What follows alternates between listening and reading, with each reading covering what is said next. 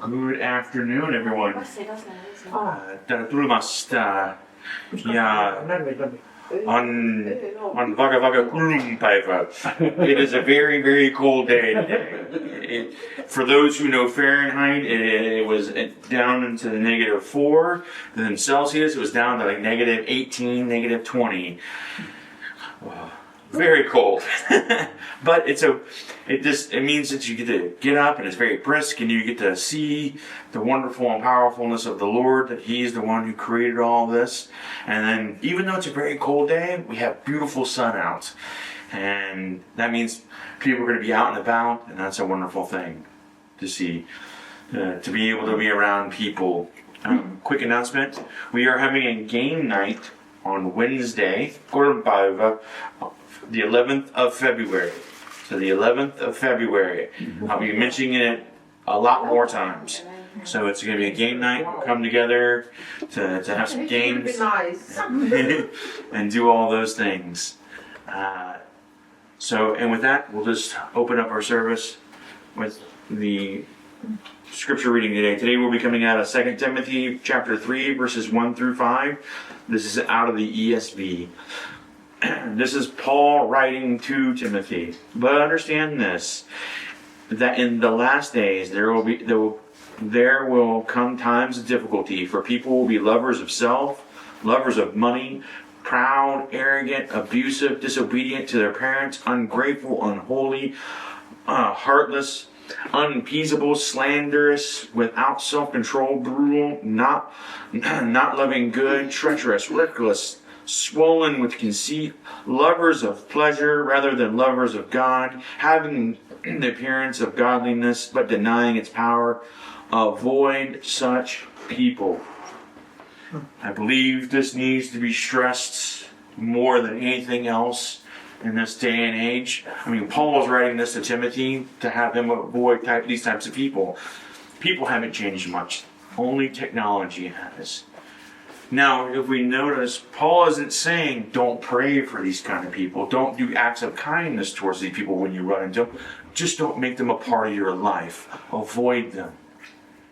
And within our world today, we have social media everywhere. That means avoiding these type of people on social media as well. Because these type of people will draw the worst out in you. And you don't want to be a part of that. So we need to avoid these kind of people. And if you notice you're on social media and these people are affecting you, avoid them. And if they seek you out, avoid them even more. So we need to be aware of these things so that way we can avoid these type of people. But still pray for them. Still tell them about the love of the Lord, but don't make them part of your life and interact with them on a daily basis. Let us pray. Our Heavenly Father, thank you for this day, Lord. Thank you for all of what you do for us. Thank you for this great and wonderful worship that we get to do today. We get to bring you all our things on our hearts and our minds and lift them up to you. So that we just don't do it as individuals, we do it as a group. And that is what you ask us to do. To bring our hearts to you. So that way you can shape our hearts. To make us look like your Son. The way we can live out a godly life. So that way other people can see this and want to be a part of it as well. Not just for the sake of having a better life or a good life, but to have you within their life. You dwelling within them as well. For you're the only God who dwells with His people, Lord. And we thank you for that. In your Son's name we pray. Amen. Amen.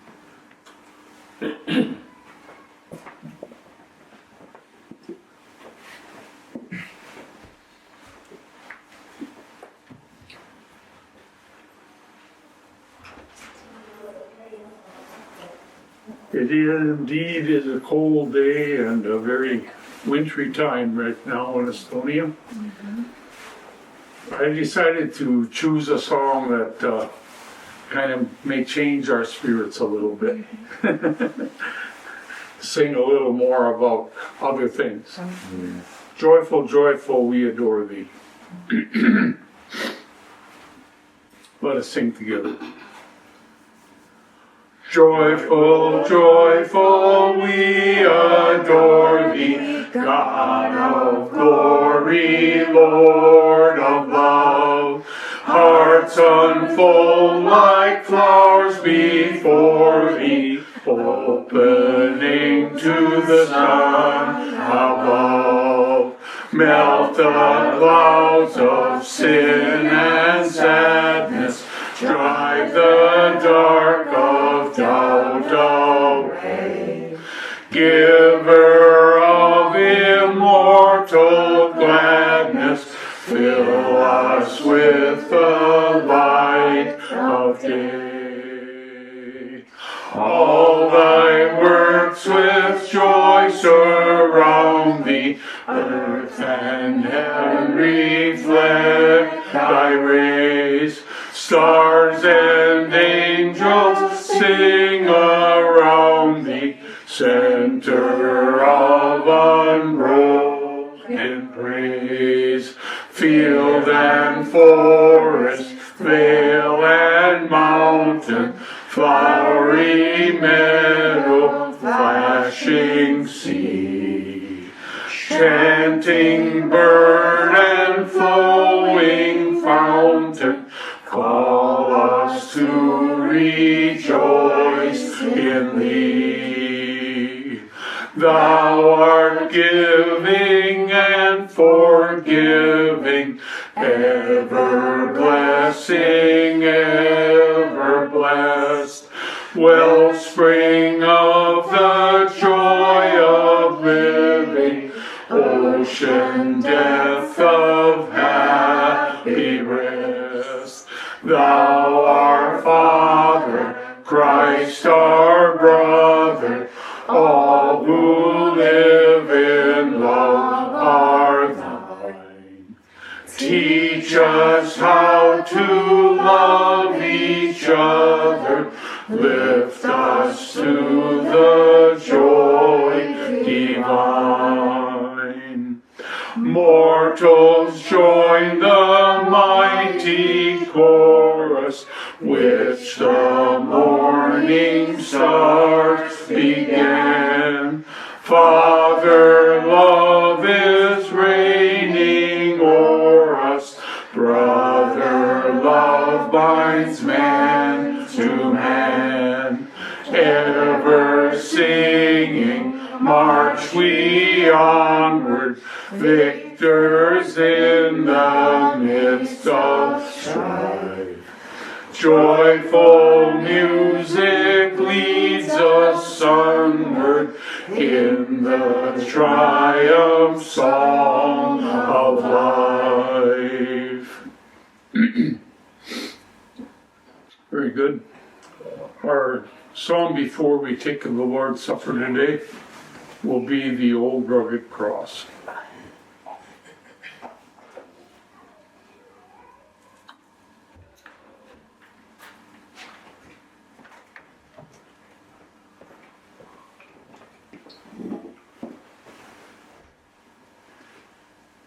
On a hill far away stood an old rugged cross, the emblem of suffering and shame.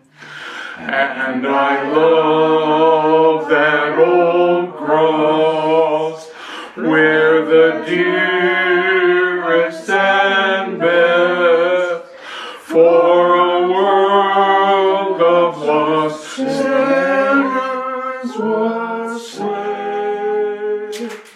So I'll cherish the cross, the old rugged cross, till my trophies at last I lay down.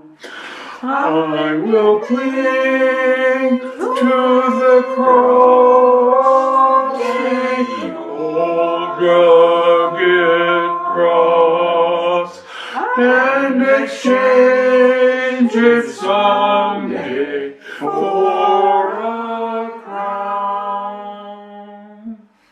Oh, that old rugged cross, so despised by the world, has a wondrous attraction for me.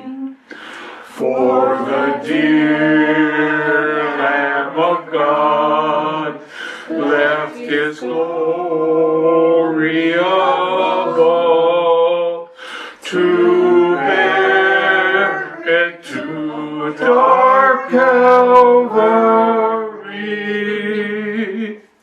So I'll cherish the cross, the old rugged cross, till my trophies at last I lay down.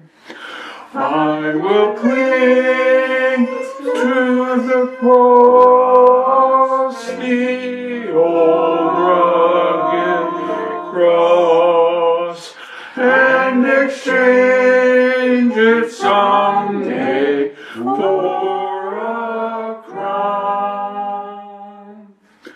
In that old rugged cross, stained with blood so divine, a wondrous beauty I see. For 'twas on that old cross Jesus suffered and died to pardon and sanctify me.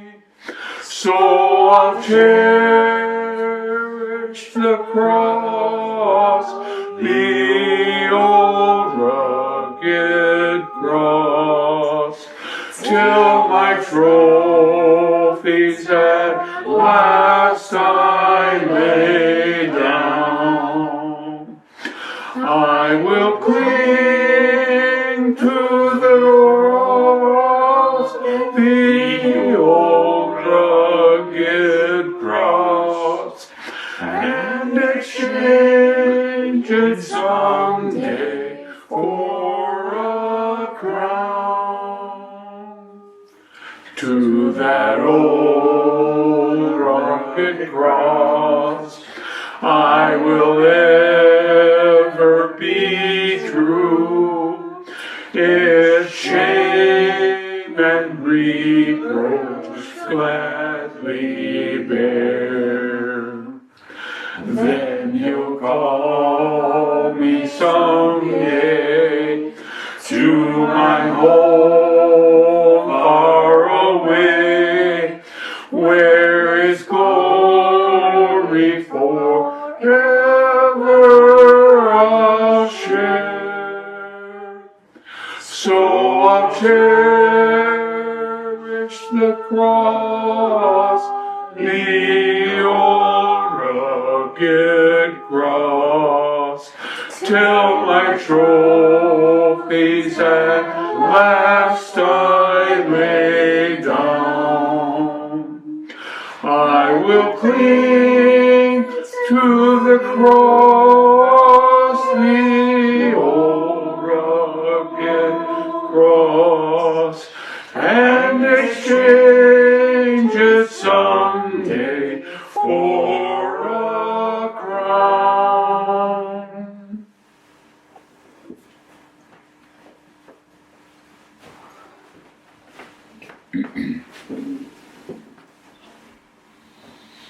Probably one of my favorite songs because it just ties in about anything and everything we can do for our Lord to sing that song.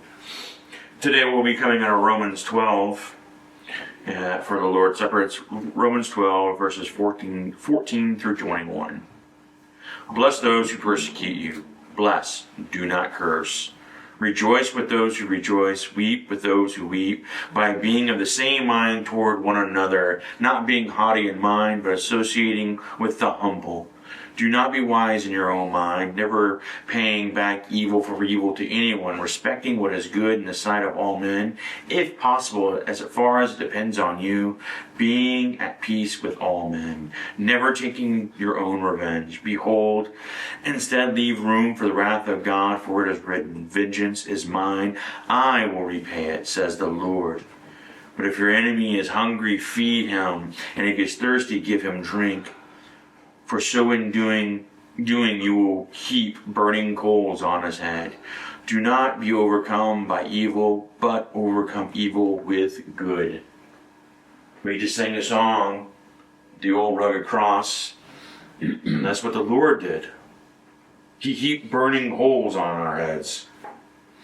He did not repay anything with evil. He repaid it with good, for he is good. Those who cursed him on the cross, he still blessed by asking the Father to forgive them, because he said they didn't know what they were doing. We live in a world that wants us always to make it like it. When he says, do not be wise in your own mind, when someone wrongs you, the first in our own wisdom, we want to wrong them back. We want to get ours in. We want to show them what we're made of. That solves nothing. And Christ on the cross proved that. And that when someone does us wrong, we are to bless them. Blessing them with acts of kindness, blessing them with prayer, blessing them most of all with the Lord's love. One of the things of the Lord's Supper when we do every Sunday is to be reminded of that. Because he is God. Christ is God. And we are to live a life that is an example of him. We are to hold ourselves not to our own standards, but to his standard. And his standard is easy to do. We just like to get in our own way and do our things our own way, instead of doing it his way. So when we are taking in the Lord's Supper today, ask the Lord, Lord, how can I be shaped by you? Lord, if my heart is hard in a spot, how then can you melt it, Lord? Help me. And in that proclaiming and giving your heart to him, he will shape your heart. Oh Lord, I am stuck in my unbelief in something. Help me believe. Lord, change me. For you're the only one who can change me. That is what we want to remember today. As we are taking in this Lord's Supper. So that way when the world pushes on us, we don't push back, but we bless them. Let us pray. Our Father in heaven, we thank you so dearly for this, to be reminded this Sunday of your Son, to be reminded that it is you who changes our hearts. It is to remind us that we are to remember your Son on this day. All the great and wonderful things he did, yes, but most of all, the time that he stayed on the cross and died for our sins, for everyone's sins. And then having faith in him, bringing ourselves closer to him and being obedient to you, Lord, then we know we can follow you. And then in following you, our hearts will be shaped and changed to look like your Son's heart. And Lord, we just thank you for this moment in time. For the world is always trying to steal your heart from us. It's trying to make us like the world, but we want to look like you, Lord. So we want to be happy that we get to be reminded of your Son today through this meal. In your Son's name we pray. Amen.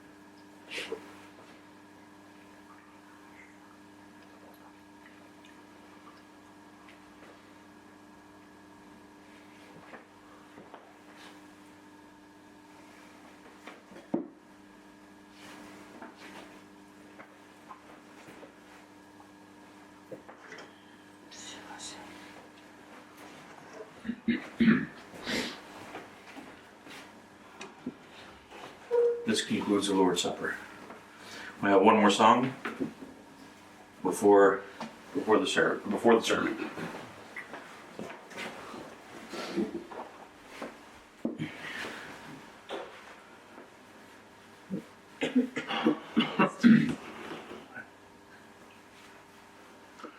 Our song at this time before the message will be Ring Out the Message. I want to remind everybody to try to sing your part here, because there is quite a bit of variance between the ladies and the men's part on this one.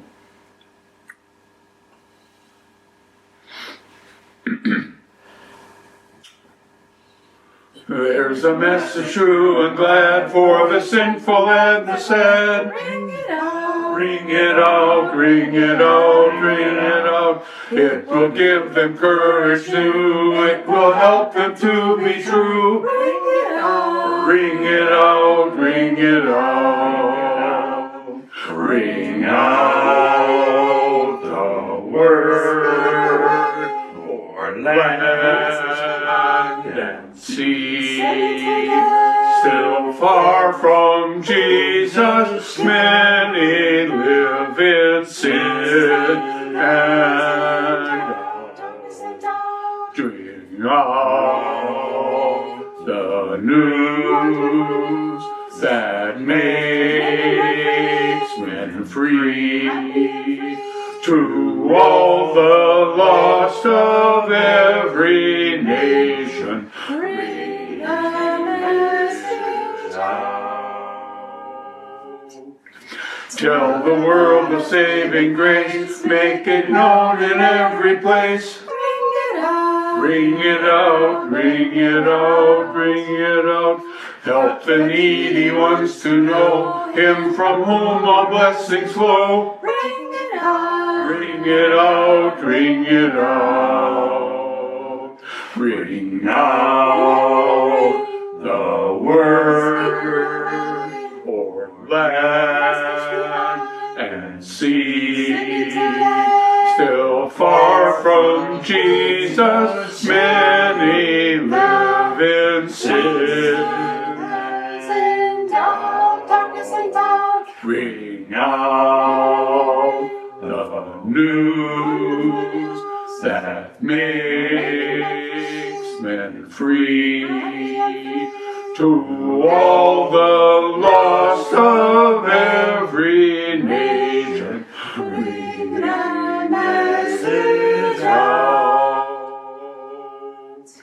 Sin and doubt to sweep away, till shall dawn the better day. Ring it out. Ring it out, ring it out, ring it out, till the sinful world be won for Jehovah's mighty Son. Ring it out. Ring it out, ring it out, ring out the word for land and sea.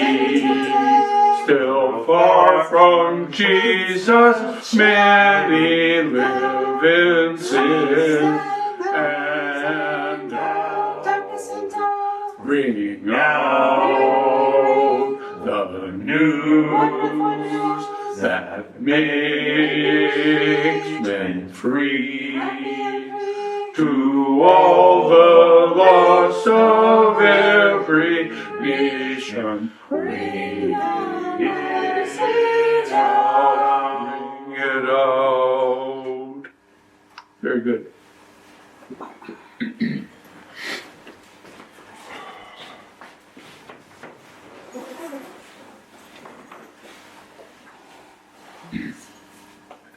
Having a bit of technical difficulty, so I'm going to plug this thing in.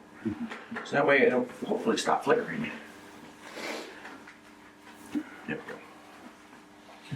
we go. So we're continuing on our journey in Romans. I'm going to give a quick review of Romans chapter 1 and chapter 2 and the first part of chapter 3. In chapter 1, Paul is not ashamed of the gospel, which means neither should we be ashamed of the gospel. And then he talks about the doctrine of sin and the consequences of those people who make sin their practice. And then in chapter 2, the moralists and the legalists are both lost and will be judged according to the gospel of Jesus Christ. In the beginning of this chapter, in chapter 3, there is none who are righteous, no matter their nationality or status in society. Only God is righteous, which brings us now to this section of chapter 3. Paul here is getting into all that. Paul here is addressing boasting now. There is a difference between celebrating an achievement and boasting about an accomplishment. When we celebrate, it's with friends and family or a team, a group of people, and we're all doing it together to glorify the Lord. That's celebrating. When it's all and everyone glorifying the Lord, that is celebrating. But to boast, when we boast, we are telling the world we did it all. Everything that has been done only by us and us alone. No help was needed. Anytime I hear about boasting, it kind of reminds me of, those Bronze Age kings or those Iron Age kings who used to boast about themselves. You see these big murals, and there's one that I know in Egypt where it says like Ramses, he's the one who pushed all the army away. And I was like, I think he had some help. That's the kind of boasting Paul is talking about. That boasting where it says, I did it all. No one helped me. But when it comes to our salvation, there's the only thing we can say we have is faith in the Lord. That is what we are to boast in. Not our faith, but the Lord. We are to boast in our Lord because He's the one who saves us. So here we are seeing Paul address this, and we're going to read into that now. This is verses 21 through 22, chapter 3 of Romans. But apart from the law, the righteousness of God has been manifest and witnessed by the law and the prophets, even the righteousness of God through the faith in Christ Jesus for all those who believe. For there is no distinction. There's quite a bit of a weird cutoff right here. We'll get to it in a minute. The righteousness of God has been seen, made known, or manifest throughout all time. His righteousness, has been made known. Some versions might say made known. Some might say manifested. It's just saying it's shown. No one cannot see it. The righteousness of God has been shown by being on display for the whole world to see. It's not just for a small group of people. Everyone in the world has seen His righteousness. Whether we look in the night sky and see His mighty works of all the celestial bodies out there, or we read in the Bible, we see His righteousness. Another place we see his righteousness is on the cross, in that mighty act of love that happened over 2,000 years ago. We can see his great righteousness there. This righteousness cannot be found in man, or in any man-made wisdom, or in man's intellect, or in man's philosophy. The only place we can find that righteousness is on the cross. This righteousness is even set apart from the law of Moses, or laws in general, and the prophets. Laws do help us understand right from wrong, good from evil, but keeping a set of rules does not make a man righteous. When a person believes and has faith and holds true to the Word of God and places their lives within the hands of God, that person's righteousness then is found in the Lord, not in rule keeping. That includes the laws of God. We are placing our faith in Him and only Him. No. We witness this righteousness at the cross.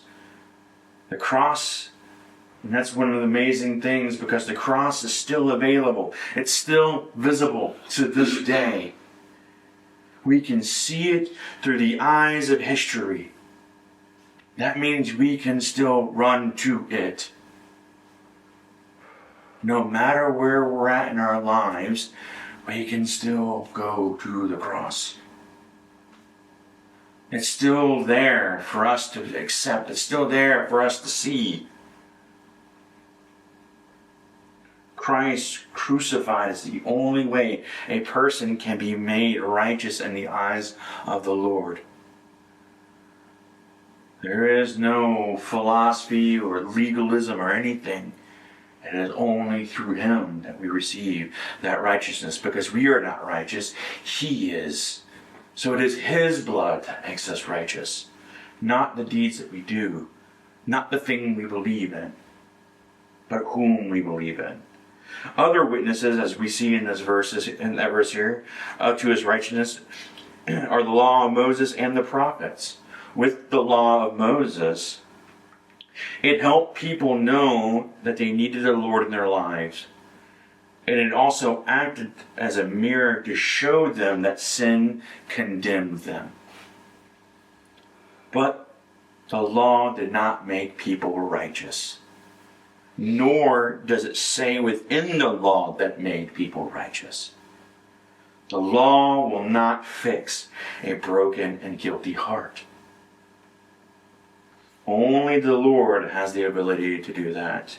In Psalm 51, David begs for mercy, for cleansing, for forgiveness and fellowship. Within that psalm, David understands that the sacrifices and the offerings, which were a part of the law, weren't what God wanted. God wanted his heart. The law is a witness that righteousness is not found in it. That psalm here is, for you do not delight in sacrifice, otherwise I would give it. You are not pleased with burnt offerings. The sacrifices of God are a broken spirit, a broken and a contrite heart, O God, you will not despise. David understood that he could go and give those sacrifices, but that's not what God needed. He needed David's heart so he could fix David's heart. And now we see with the prophets, how are they witnesses? With the prophets, we see that time and time again, they would call to people to God. They would sit there and tell them, they would cry out for people to repent and seek the Lord constantly. In Jeremiah 23:6, we see it is written that in Jeremiah it says, in that verse it says, the Lord our righteousness. This is a prophet saying, look, the Lord is our righteousness. He's not sitting there saying, I'm your righteousness. He's saying the Lord is. And Paul agrees with this in 1 Corinthians chapter 1, verse 30, where Jesus is called the righteousness of God. So what do the prophets witness? That righteousness comes by faith in the Lord. Faith in the Lord. Remember when we talked about in chapter 1? By faith in the Lord, there is righteousness. When Abraham believed and trusted in the mightiness and power of the Lord, he was then made righteous in the eyes of the Lord. So what do the law and the prophets witness? That righteousness comes from confession. And the forgiveness of sins comes from when those sins are confessed to the Lord. He will forgive us when we confess those sins to Him. The prophets could not forgive people of their sins.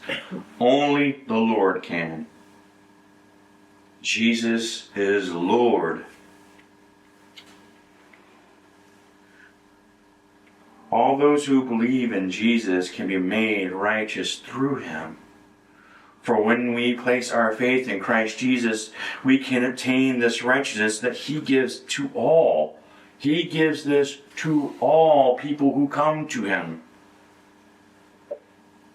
Many other religions will demand much of people to follow its rules and rituals.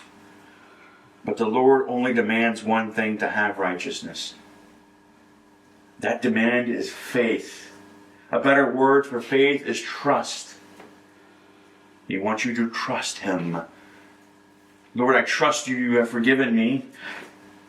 He will say, yes, I have. We may feel unsure about that, but that does not dismiss that He has forgiven us. We must trust in the fact that He has forgiven us. And if He has forgiven us, that means He will forgive others as well. Trust in Him.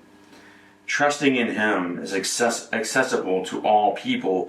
Therefore, all people can obtain this righteousness, which gives us no reason to boast. Why? Because all have fallen. Since all have fallen, Jesus is the one who justifies us through the blood on the cross. Verses 23 through 26. For all have sinned and fallen short of the glory of God, being justified as a gift by His grace through the redemption which is in Christ Jesus, whom God displayed publicly as a propitiation in His blood through faith, for a demonstration of His righteousness. Because of the forbearance of God, He passed over the sins previously committed, for the demonstration of His righteousness at the present time, so that He would be just and the justifier of the one who has faith in Jesus.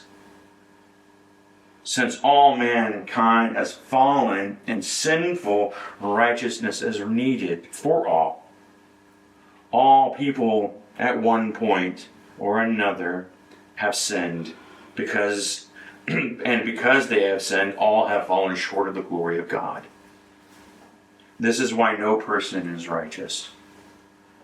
We all at one point or another have done something to separate ourselves between ourselves and the Lord. We've all missed the mark at one point or another. No one can claim they are righteous. People have had evil thoughts. People have been liars. People have stolen. People have had wrath on their mouths or on their own hands. People have been angry without cause. People have had malice in their minds. People have worshipped themselves, and so on and so forth. Because of sin, it makes glorification impossible. And we've tried philosophy to deal with this, and it doesn't work. Philosophy will never deal with sin. Legalism or placing ourselves under the yoke of some sort of checklist religion to deal with sin, that cannot deal with sin.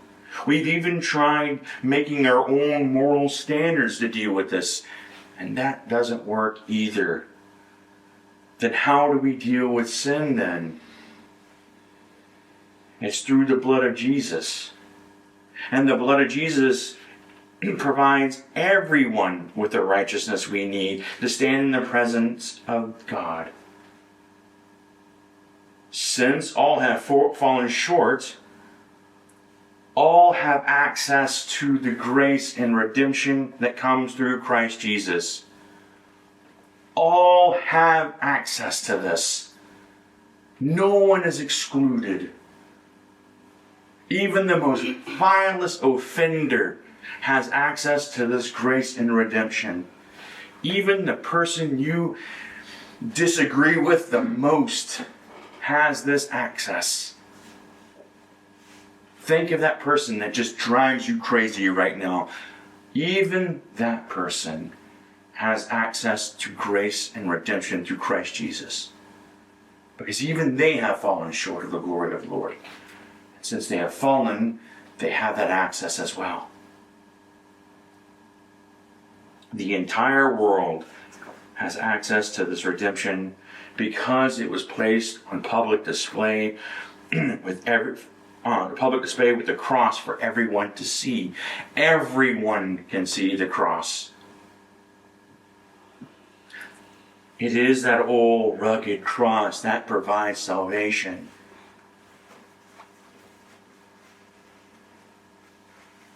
When we go to the cross by faith, then the righteousness and salvation we seek becomes a reality. If it's a reality for us, that means it's a reality for everyone. Man, what a wonderful thing that we all have access to this.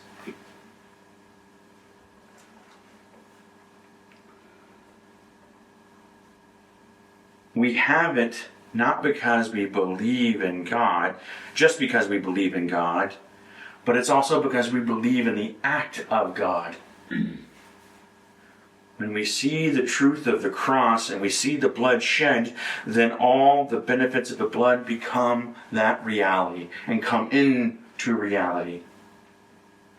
So it's not just God himself, it's the acts of God. Also, we have something to latch on to. We can latch on to the cross. It's not just some sort of mythical thing in our minds up in space. It is here in reality we can hold on to. And it's because of that act and through the cross that righteousness has been declared to all who seek it. God has offered Jesus as a sacrifice for atonement, for propitiation. Okay, of course the words atonement and propitiation are religious words, and we don't use them often because they are super religious words. But what that really means, what that simply means, is that God presented Jesus on the cross to turn away the wrath of God for all those who seek it. He took it. He took the pain that we deserve.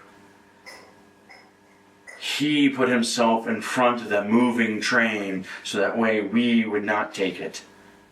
We deserve that punishment, but he took it for us because he loves us that much. And now the moralists will try to do that on their own deeds, saying, I get to do this. No, they will fall short.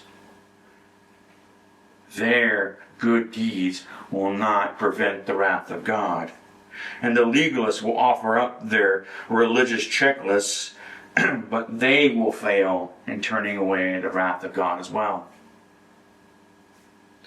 God offered Christ, and that turned away his wrath.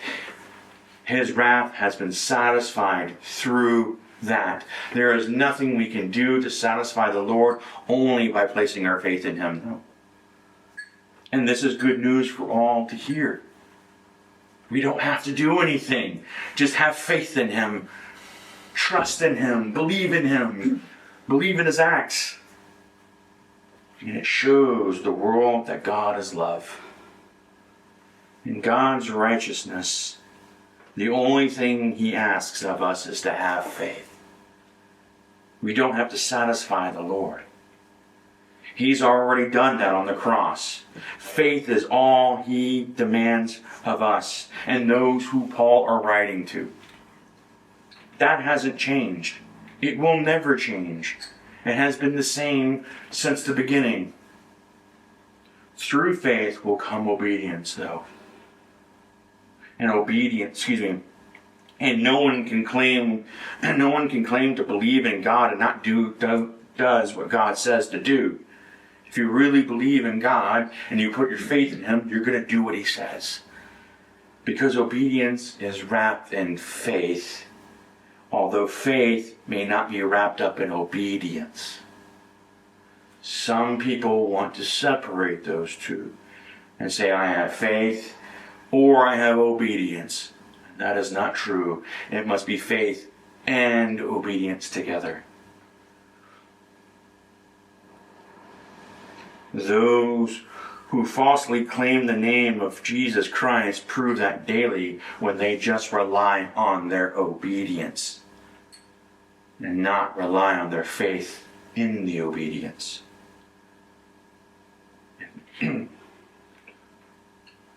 We can see, and thankfully, since God is satisfied, we can see that righteousness has been satisfied. By making man righteous through the blood of Jesus satisfies the justice of God. Jesus is the atonement for our sin.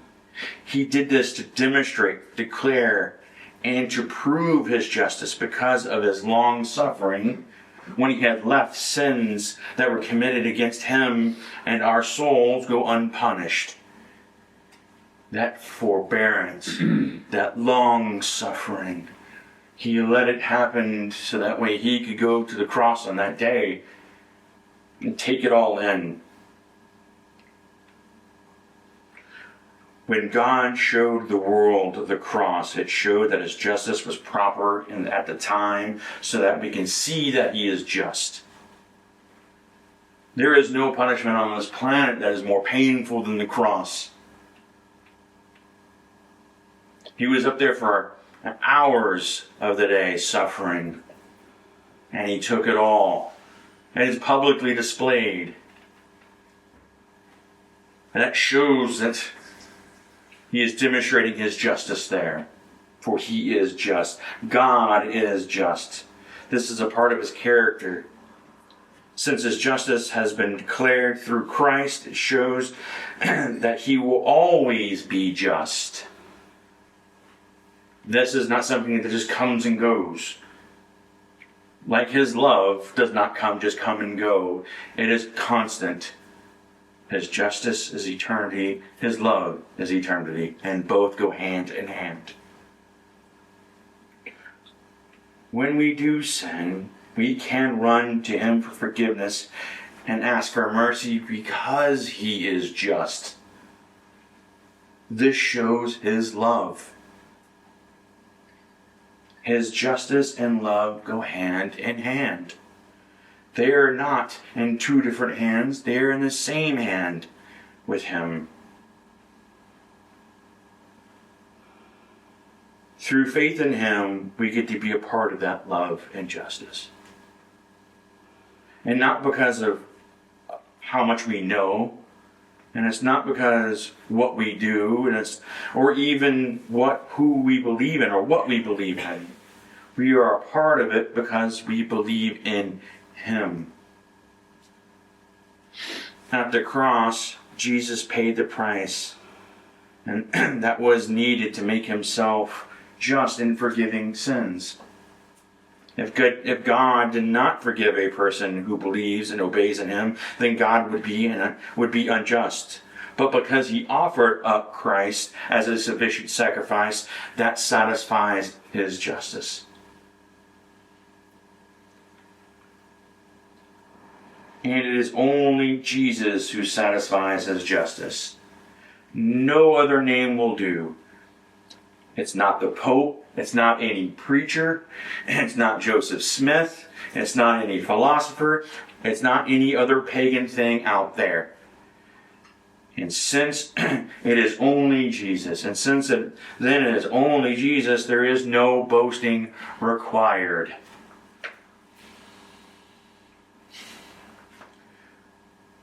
The end of chapter 3, 27, verses 27 to 31. Where then is boasting? It is excluded. By what kind of law? Of works? No, but by a law of faith. For we maintain that man is justified by faith apart from the works of the law. Or is God the God of the Jews only? Is he not the God of the Gentiles also? Yes, of the Gentiles also. Since indeed God, who will justify the circumcised by faith and the uncircumcised through that faith, is one. Do we then abolish the law through faith? May it never be. On the contrary, we establish the law. There is no boasting required of us when we have been justified through him.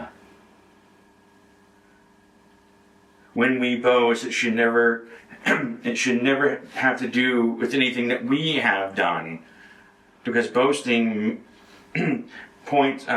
boasting about works points to us rather than to Christ. Boasting about works stresses merit over mercy. Boasting about works creates vanity rather than the fulfillment of the gospel. Boasting about works brings wrath rather than safety.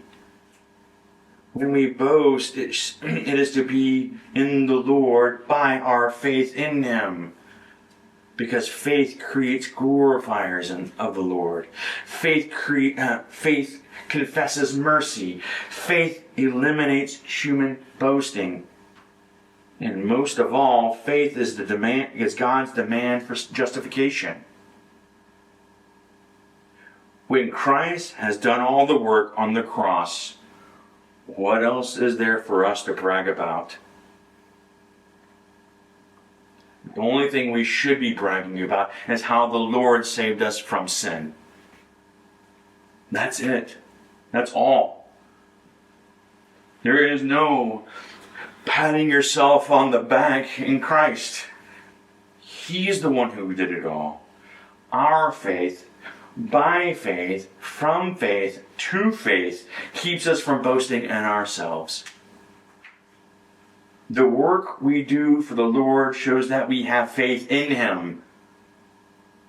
That's why we do the things we do, it's because we have faith in him. It's not to get a congratulatory, pat on the back, or to raise our own trophy saying, I did this today. No, it's because he saved me.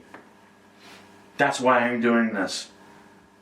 That's why I'm being kind to people who I cannot stand. That's why people who need the love of the Lord, I pour out onto them. That's why we do the things we do. That's the mindset we should have.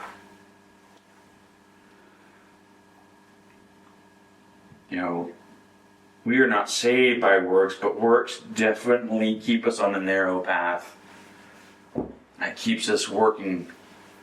I have faith in him, so I'm going to continue loving my enemies. I'm going to continue loving my neighbor. I'm going to continue loving and blessing those who curse me. I'm going to continue on. As Paul says, we are not justified by works, but by faith. The Lord does not demand works, but only faith. Trusting in him, that is what justifies us. And God is for all people. All people. In this room here, I see many people from across the world.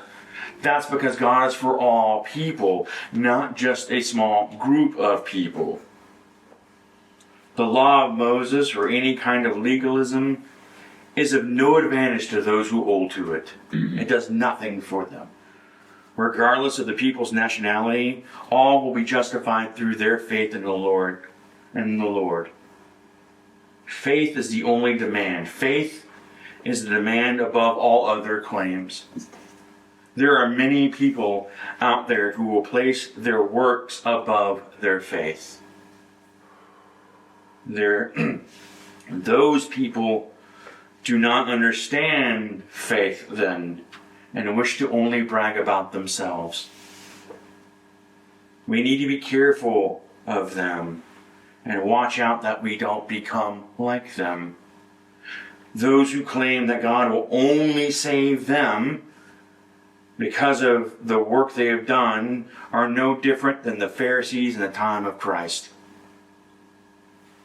Paul wrote in 1 Corinthians chapter 1 verses 31, "But let us boast, let who boast in the Lord." And he's quoting that from Jeremiah 9:24.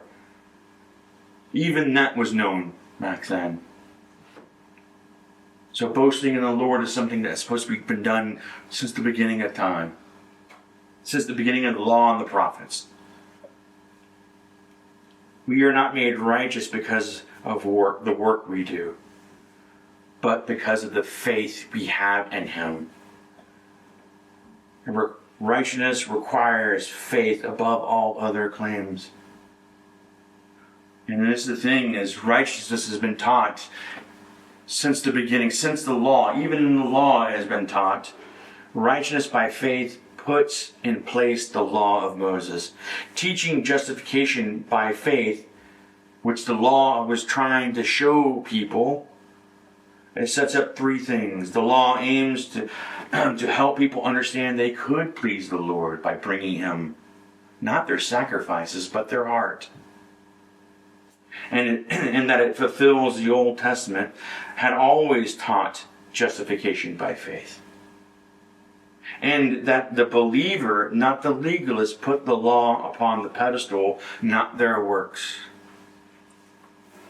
Because the legalists will brag about what they have done for the Lord and then ask the Lord to acquit them of their sins. Look what I've done for you, Lord. That is an insult to God. The believer will know they must those who have faith in the Lord will know there is no work they can do that will satisfy God's holy, righteous demands. The believer will know they must call on Christ Jesus to substitute for them so those demands can be met. There is nothing we can do except put Jesus on and say, He is there for me. I am unworthy, Lord. I cannot do what you ask of me, Lord. Everything I do will fall short. In place, I ask for Christ to be in my place instead. The one who has faith will do that. All the things we do will not remove sin. Only Jesus can do that. Jesus is the satisfaction and the righteousness of God. When we hold on to Him, then we will bear His fruit. When we hold on to them, then we will be sanctified. When we hold on to Him, our faith in Him will grow.